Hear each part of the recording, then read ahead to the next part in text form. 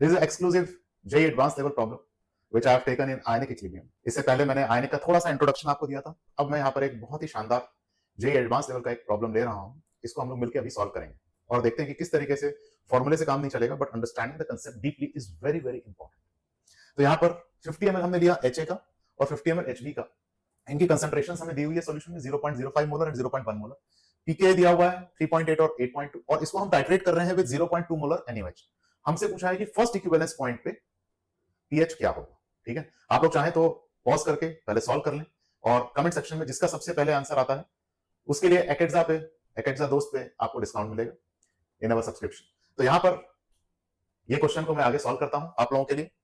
और यहां पर अगर हम देखें तो सबसे पहले किसका टाइट्रेशन होगा, तो कमिंग बैक यहां पर which is a stronger acid, HA stronger acid है। क्यों? क्योंकि पीके कम है, पीके कम है तो स्ट्रॉन्गर एसिड है। तो यहां पर सबसे पहले टाइट्रेशन किसका होगा, HA का। और HA का जब टाइट्रेशन होगा तो यहां पर 50 मल्टीप्लाइड बाय 0.05 क्योंकि 50 ml था और हमने OH माइनस का 0.2 मोलर लिया। उसका वॉल्यूम कुछ भी है पर टाइट्रेशन कंप्लीट होने पे 2.5 मिलीमोल्स ही NaOH के खर्च होंगे, जिसके बाद ये पूरा का पूरा कंज्यूम होने के बाद A माइनस बचेगा जो कि 2.5 मिलीमोल्स होगा।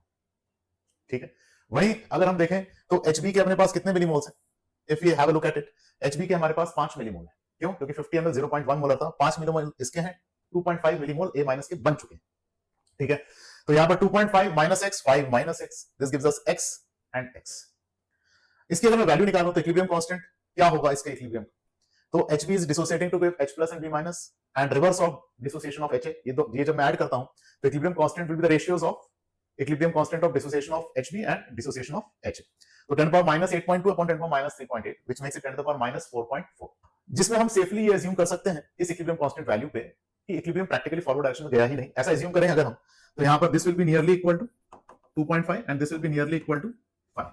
और इसको फिर मैं जब सब्स्टिट्यूट करता हूं तो यहां पर x into x upon 2.5 into 5 that is equal to 10 raised to the power minus 4.4 and if you solve you'll get x is equal to square root of 2.5 into 5 into 10 to the power minus 2.2। एक चीज आप observe करना, answer calculate नहीं किया, यानी कि general mistake जो students करते हैं वो हर स्टेप में कैलकुलेशन करते हैं और इसमें कई बार क्या होता है किसी भी एक स्टेप में आपने कैलकुलेशन किया और वो गलत हो गया तो आगे के कैलकुलेशन भले ही सही हो, आंसर आपको गलत ही आना। तो do not do all the calculations in every step. ये मैंने मल्टीप्लाई करके छोड़ रखा है।